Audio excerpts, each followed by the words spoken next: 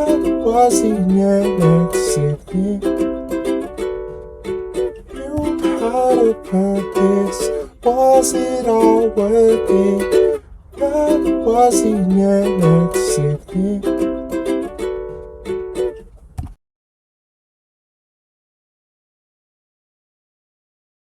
The events of September 11, 2001 were orchestrated by 19 men who carried out the deadliest terrorist attack in U.S. history. These individuals, ranging in age from their early 20s to their mid-30s, came from diverse backgrounds, yet were unified by their allegiance to al-Qaeda, the extremist group led by Osama bin Laden. The majority of the hijackers were citizens of Saudi Arabia, with others hailing from the United Arab Emirates, Egypt, and Lebanon. Many of them were educated, and several had lived in Western countries, where they were exposed to radical ideologies that fueled their resolve to carry out the attacks. The hijackers gained entry to the United States using a combination of legal means, primarily tourist and student visas. They carefully planned their arrival over a period of time, often entering the country in small groups to avoid drawing attention. Some enrolled in flight schools to learn the skills necessary for their mission, while others integrated into American society, blending in to avoid suspicion. This strategic infiltration enabled them to position themselves for the attack with devastating precision. On the morning of September 11th, the hijackers executed their plan, commandeering 4 commercial airplanes. The first plane, American Airlines Flight 11, crashed into the North Tower of the World Trade Center at 8:46 a.m. Just 17 minutes later, at 9:03 a.m., the United Airlines Flight 175 struck the South Tower. At 9:37 a.m., American Airlines Flight 77 hit the Pentagon, causing massive damage to the U.S. Department of Defense headquarters. The fourth plane, United Airlines Flight 93, was headed for another target in Washington, D.C., but brave passengers fought the hijackers, causing the plane to crash into the field in Shanksville, Pennsylvania at 10:03 a.m., preventing further devastation.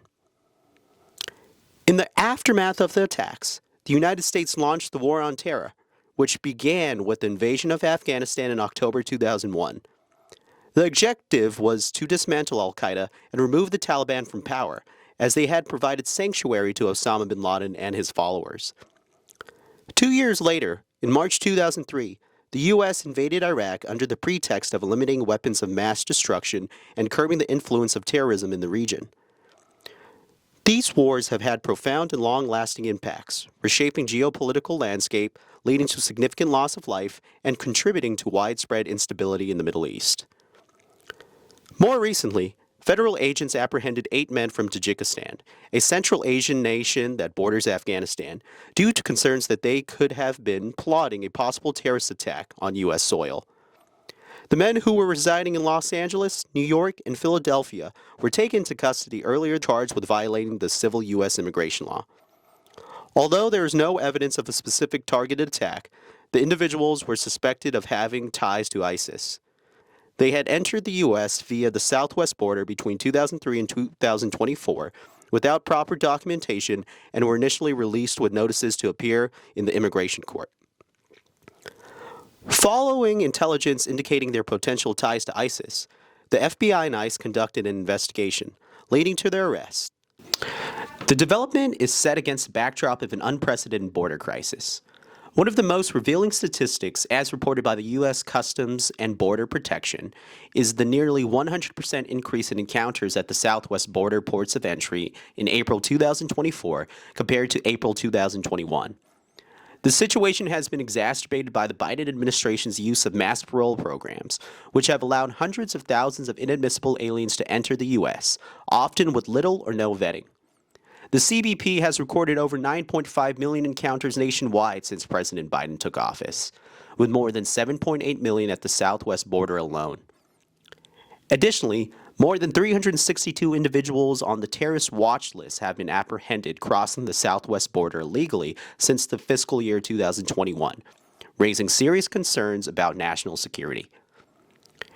As the influx at the southwest border continues to overwhelm Border Patrol agents, this ongoing crisis at the border, combined with recent arrests of individuals with suspected ties to ISIS, underscores the persistent and evolving threat of terrorism.